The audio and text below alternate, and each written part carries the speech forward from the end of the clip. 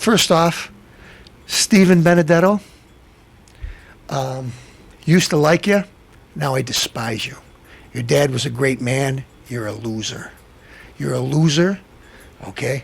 Anybody that associates with you, they should be ashamed of themselves. You know what? I'm ashamed of some of the people that would associate with you. You know what? Hang out at the Italian American Club. And when Italy plays the United States, clap for Italy. I'm an American. I'll clap for the United States every single time. So too bad. You know what? Your stupid logic that you have. Oh, well, Obama, well, just think of it this way. If you're about to lose your house, what do? You get your charge card and you put your bills on your house, so you put it under this sort of. What kind of explanation is that? It's a third grader. You used to teach school over at Edison. What's the name of that school there over there? Yeah. Edison. You used to teach school. There used to be a gym teacher there. Listen, all I know is I'm glad you weren't my teacher, because I don't know what I'd be doing right now. I'd probably be hanging out in some street corner. You goof! Folks, enough of him, because I don't want to waste any of your show. Let's talk about real important things. Now, the producer likes to edit me a lot of times, make cuts that maybe I might not agree with. And sometimes I had two real nice girls come to the store. One girl, I'd like to remember her name totally, but she told me her nickname was ACD. Real nice lady. She's real happy. Her friend was with her, real cute girl.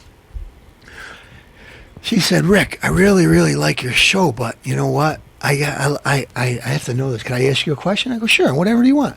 She goes, are you racist?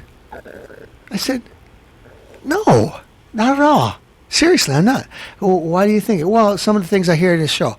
And then I remember, because I yell at Ed, I said, Ed, when I make a point and then I come back around and sum everything up, if you don't include that in there all the time, it's going to sound like I'm picking on a race. Because you were right tonight, you heard me talking about Italians, but if I don't come back at the end and give my end speech and sum up the whole evening, I may sound like that. But folks, I'm not. I care about people. That's what I'm trying to tell you. That's why I'm doing this show. I want people to understand.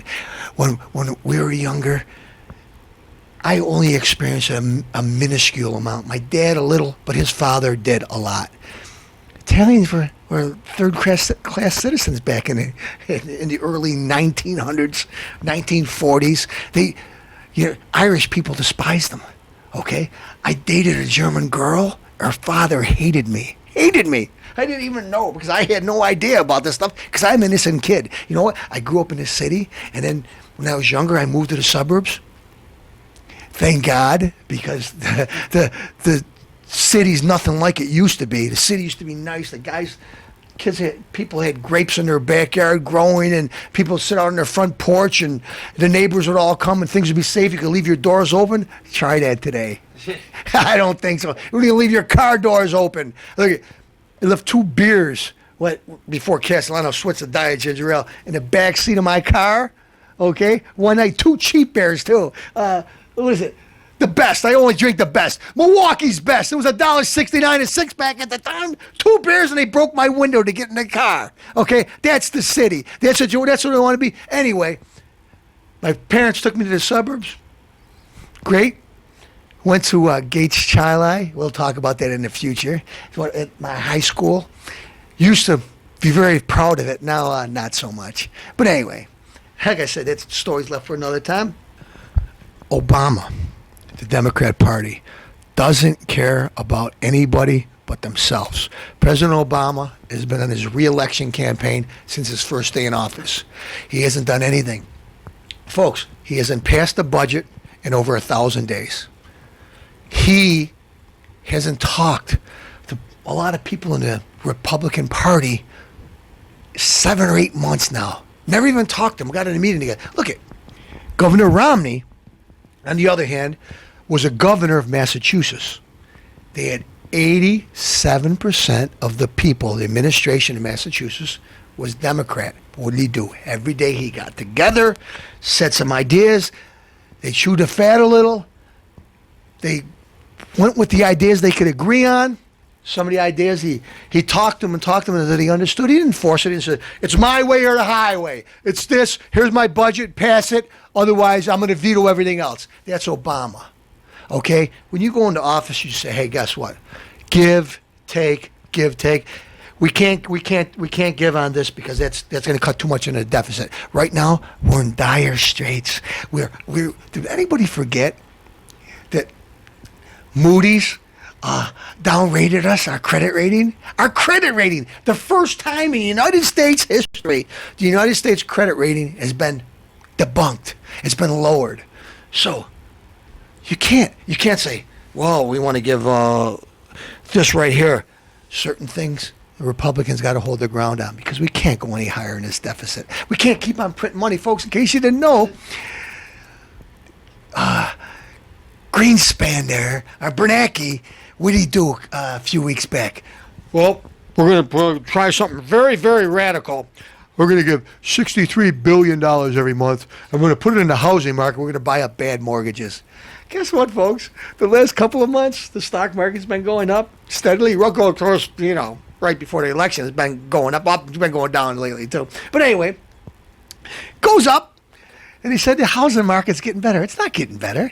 The government's printing up money, $63 billion a month, and buying up junk mortgages. What do you think is going to happen to that? Why do you think gasoline went from $1.80 a gallon to $4.20 a gallon? In some places, $5 a gallon. Oh, wait, Castellano, you're exaggerating. It's only $4 right now. Yeah, it went down less. It's election time. It went down a couple pennies. It's going to keep on going up. Keystone Pipeline, he got rid of. The only reason why any of this stuff, the United States produces any kind of gas or natural gas is because of past presidencies or private land. So I don't want to hear that. Democrats don't care about you. All they want is your vote. The president doesn't care about you. His wife cares more about going to go get a purse in Spain. And she's got a garden. Yeah, she's got a garden. She's having parties every night. But she got a garden over there. Yeah, she plants arugula. She didn't even know how to spell it. Her job was so important, Miss Big Butt Obama, that they replaced her. It was so important when she left. They didn't replace her with anybody. Folks, it was given to her because the syndicate, the Chicago crime lords, gave her the job. You know why? We got Obama. We're going to get him a house. Here's $1 million house for $200,000. Resco, where is he? In jail. Bill Ayers, Obama.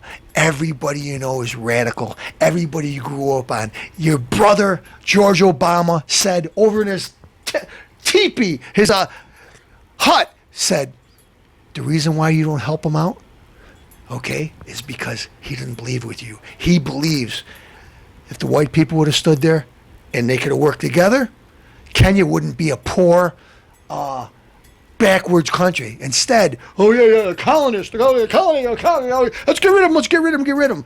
Learn to work together. This is the United States of America. Black, white, Asian, Hispanic. We got to learn to work together. We'll get out of this mess. But you know what? By dividing lands up, by dividing streets up, by telling people that they can't do this or they can't do that, or white people are bad or black people are bad, we're getting nowhere. We're going backwards. And that's what exactly was what this administration said, is push us back. Believe in America, believe in your heart, and don't always believe in the easy thing. The easy thing might be to take the handout. The hard thing might say is, you know what? This is wrong. I care more about my little boy here, about my granddaughter, about my mom, or the future of this country. Yeah, I don't want one of my friends, my dear friends, I'm sorry, producer, I'm going a little over, but I got to tell you, one of my dear friends' dad's clinging on to life, and already Obamacare is kicking in. And they want to kick him into hospice already. But he's only been on, starting to take his food, drinking his Ensures, just a couple days. They want to hurry up and take him out and send him to hospice. But he's starting to move around a little. Hey, give him a couple days. Maybe he could come out if he starts eating again. They don't want to hear it. Doesn't make a difference if you're alive and well. You're not the president. You're not Joan Crawford. You're not Cindy Crawford. You're not Joe Biden. You're nobody. You're not Beyonce. You're an old Italian man that's 70 years old, that's 75 years old. You're worthless. Hey, go to hospice. That's exactly what Obama's health care does. What it does, it tells you you're too old for a hip replacement. It tells you you're too old for a knee replacement. You've already had 2 heart attacks. It's too expensive to give you another one. Folks, I'm not making this up. You can't cover everybody. And you can't tell people, you can't tell doctors that we're only going to give you this much money for a procedure. I know we used to give you $50, but we're only going to give you $30 now. Expect doctors to want to take Medicare. They don't want to take it. Folks, Castellano is being sincere. If you see Castellano, I'm not that crazy and wild and stuff, but I care about this country. Believe me, I'm telling you the truth. Impeach Obama now. I wish we could. I got a better thing. Let's vote him out of office. Get out in droves. If you're black, 95% of black people vote for Obama. They just vote for him because he's black, because it's inbred in him. If you really weigh the odds and listen to both sides and you want to vote for Obama, go ahead. I respect your decision. But don't just vote for him because all the black people tell you to vote for him. Or your minister or somebody tells you to vote for him.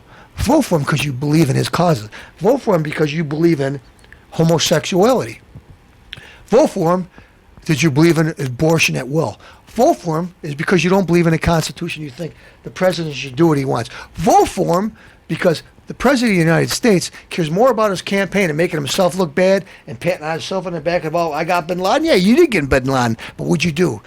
You were right in the middle of a re-election campaign in Libya. They killed, they tortured one of our ambassadors, Stevens, and 2 Navy SEALs. And they're on. We got a drone going over there, watching it.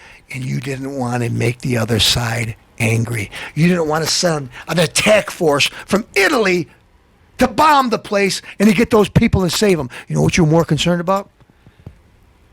I'm going to try to pretend that was something because of the stupid video in Florida. Cheers! We just got done watching the debate. Romney, excellent job. You took him to task. Of course, he tried hampering and hollering and all his lies, but they didn't work. And the only thing I saw that nose growing and those ears flapping in the wind. Look it. Only thing I didn't see is that jackal, Joe Biden in the background, because I don't want to see that guy ever again. Like I said, I like to pull the plugs on the top of his head and watch him go down the drain. People say, Castellano, what does that mean? The guy's got 40-cent plugs from back in the old days when he used to do the hair surgeries. The guy never got fixed. So like I said, I'll pull the plug and watch him go down the drain because I despise that loser. The only guy I know that likes him is Larry. Excuse me a second, it's time for a little swig and I got to celebrate. So, folks, foreign policy, tonight's debate, Obama got ruined. Of course, President Romney, I'm getting ahead of myself, said a few times, pointed to gas prices, how they're out of control, how he'll drill, how he'll use natural gas, how he'll build nuclear power plants, how he'll create jobs, all of the above. Obama, his EPA, you can't do this because of that, and you can't do this, and all these things. Even one of my friends in business, he owns a small business.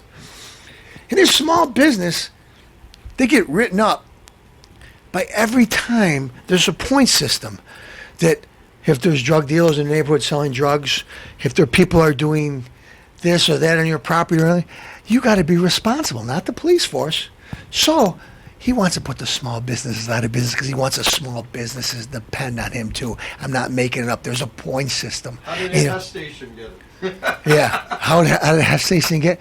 I do a lot of business with Hess, but I won't go to the one on Lake Avenue after 8 o'clock at night anymore. But what they get, their rating is 11. After 11 points, you become a loser. Well, in that 10 minutes that I was there, it was a minus 100. Okay, so very, very poor. But anyway, do I think it was the owner's fault? No, because if the owner wanted to hire security, he would make a profit. You know what it is? If your Obama administration wants to do something, Castellano and the producer actually, once in a while, folks, is an intelligent guy. We sat here debating and we pushed some figures around a calculator. Of course, we need a calculator. I used my fingers and he used one of those, what are those Japanese things called?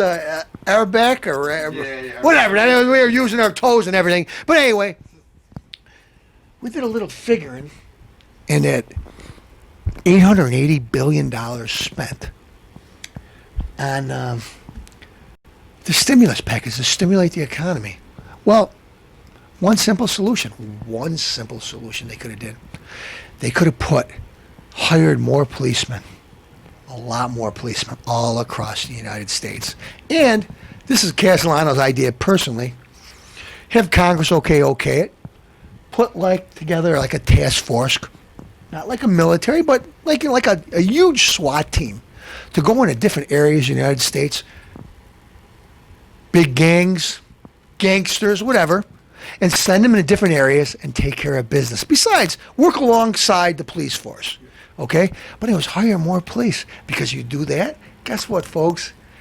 People think it's safer. People come from other countries. They're going to want to be in the United States. Maybe we would have got the Olympics. They want to have the Olympics like Chicago, one of the worst crime rates in the world, and you want to bring the Olympics there. No, let's bring them to one of the most disciplined, most safe countries in the world like it should be, okay? Instead of Mr. Obama buying the prison over there in Illinois, so you could bring your guys from Guantanamo Bay. We got a great prison there. You bought the new prison over there. Look, there's a lot of criminals out there. What do I think? I think let's work a little with the laws. There's certain laws that people think that are bad. Let's put them to a vote. Let's get them out. Let's get them changed. Other than that, let's keep the streets safe. Let's not let people out when they had 2 years on a sentence because our prisons are overcrowded. I want every scumbag to do his time, and if he wants to have a buddy that wants to rub his back and put soap on there, let him enjoy himself. Let him not enjoy the free world, and let some of these guys that molest and rape little boys or little girls never come out. I don't want to see them out 25 years. You know what? That's O'Reilly's pushing a 25-year law. What's it called? Megan's Law? Pushing a 25-year law, it's too little. But you know what? It's a start. You know what? The governor of New Jersey, guess what, folks? He's talking about a Republican, Chris Christie. You haven't joined on Megan's Law. Wake up. Folks, Castellano's getting... We're talking about... When is Castellano going for office? Here's what we got to do. We got to all go down tonight when we go to bed, say a little prayer and say, thank you, Jesus, for the wonderful job you did. The words that came out of Romney's mouth, don't let the spin, people change his word. Like last week, binders.